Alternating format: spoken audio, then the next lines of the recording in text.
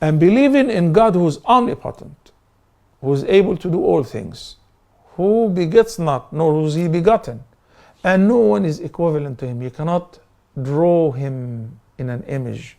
You cannot imagine him or picture him or carve a statue in his image, and he's above all of us. You believe in his oneness, or you believe that God happened to have a son who is one of us. Well, you don't understand who's God then. You don't get it. So our Earth planet, with 8 billion human beings currently living on Earth, is one compared to 1.3 million. The sun is 1.3 million bigger in size than our Earth planet. And sun is just one of the stars, is not really the biggest. There are other planets which are millions of times bigger than the sun, bigger than the moon, etc., etc. So when God the Almighty, he says that he is above all of that. He begets not, nor was he begotten. And no one is ever equivalent to him. No one is ever comparable to him. That makes a perfect sense. Versus when you try to convince your followers that God above the 7 heavens happened to have a child, a son, and his son is as God himself. He and God are gods.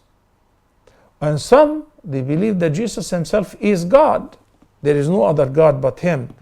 So God now is listening to what some of the human beings say when they claim that the Almighty has a son. Very upsetting, very annoying, isn't it? Of course, it is very annoying. We as human beings will be annoyed if somebody ascribes to us something which doesn't belong to us, which we are free from, and will definitely act upon it. Does Allah act upon that? Does Allah kill or take away or not answer the supplication or punish immediately everyone who says that there is no God, or God is one of 3, or God has a son? No, he doesn't. Rather, he gives him respite. But definitely, according to the Quranic verses, that such people will be punished for claiming things about Allah which are not true, for associating with the Almighty partners in worship, for ascribing to the Almighty a son. And Allah is free from all of that, and he's above all of that. And that is the meaning of saying Subhanallah.